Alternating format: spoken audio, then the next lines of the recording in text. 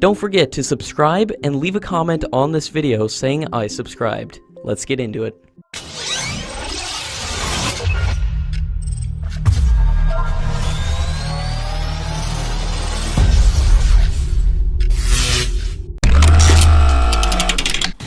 Earlier today, the Defense Minister formally handed over the two types of indigenously built high-power multi-fuel engines to the Indian Army.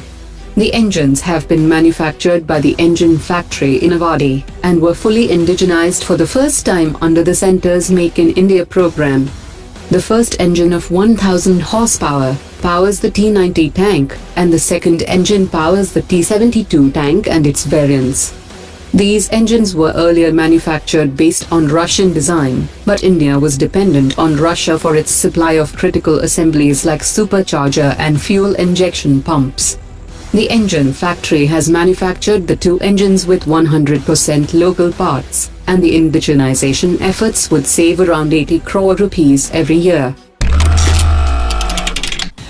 India's indigenously designed ocean surveillance ship is undergoing harbour trials on the country's east coast, ahead of starting sea trials by the end of the year.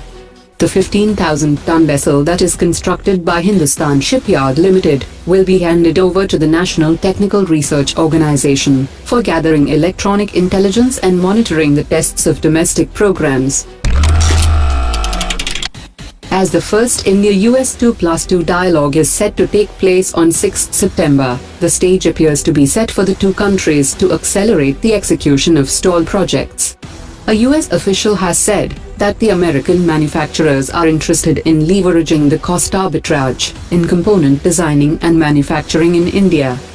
Lockheed offered to jointly develop and manufacture the F-16 Block 70 in India, and Boeing has also partnered with Indian companies to manufacture the F-A-18 Super Hornet fighter jet, and is pursuing the joint development with two Indian firms for future technologies. India is keeping a close tab on the Chinese military deployments at its first overseas outpost in Djibouti, and according to reports, a possible rotation of personnel is taking place for the first time.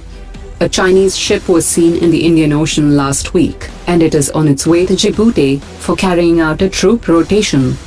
At any given time, around 50 Indian naval ships carry out round-the-clock surveillance of the areas of interest. The former Sri Lankan president has said today that Sri Lanka's proposed deal with India over the Matala International Airport will unnecessarily involve the country in regional power games between India and China. The Airports Authority of India is entering a deal with the Sri Lanka Civil Aviation Authority to operate the Matala Airport, in which India will have a 70% stake, while Sri Lanka will invest 30%. Meanwhile, a latest report published in New York Times had claimed that $7.6 million was dispensed from a Chinese firm for funding the election campaign of the former president in 2015. During a congressional hearing, the Principal Deputy Assistant Secretary of State for South and Central Asia has said that the US was looking forward to the 2+2 dialogue with India. She also added that substantial progress will be made in the bilateral relationship during the dialogue. Meanwhile, Congressman Bera has said that it was important for the US to continue sending the message that India is a major defense partner of the US.